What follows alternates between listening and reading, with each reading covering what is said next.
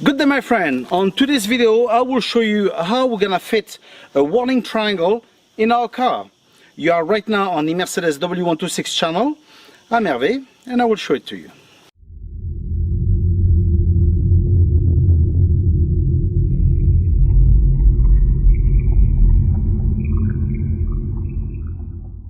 You might wonder why to fit a triangle in the car, because highly likely you probably have one in the boot of your car and that will be it.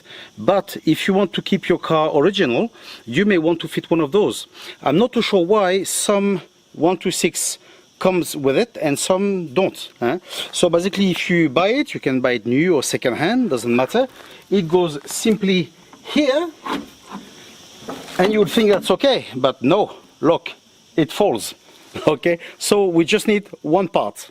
The part we will need is this one. Okay, so be very careful when you buy it on the internet, because some people will try to sell you this one. They will tell you it's okay for W123 and W126. No. Okay, and be careful as well of the prices, because very often people buy online because they think it's cheaper. It is not cheaper. Be very careful. I've seen that part, for instance, online at 70 euro.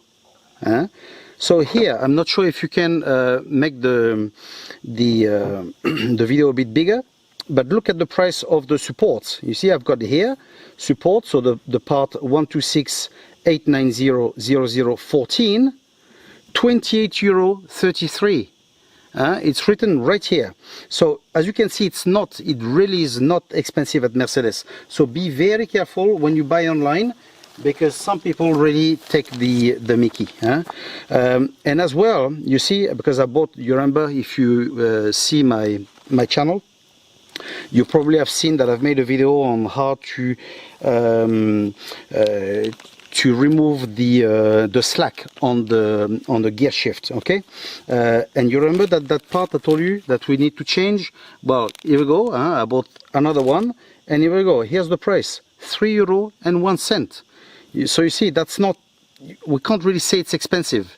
Okay, so but be very careful when you buy online, because some people really do things a bit unbelievable. So if you find this one, that part, I will give you the part number as well, is the 123-890-0014.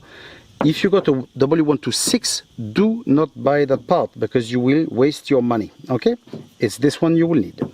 So this is where we're gonna fit our part. You see, inside the boot. Okay, and behind the part itself, you see we've got some little clips. So basically all you have to do is to place it a bit on the side, and we clip it that way, and that should go in.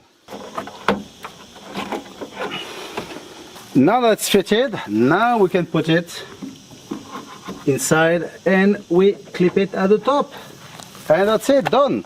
Now the good thing about it as well is that it gives a bit more weight when we close it. You will see it doesn't feel as light as before. So that's great. I hope that you have liked the video. I hope it's useful to you. Stay tuned, subscribe to the channel, and we'll see each other in the next one. Take care.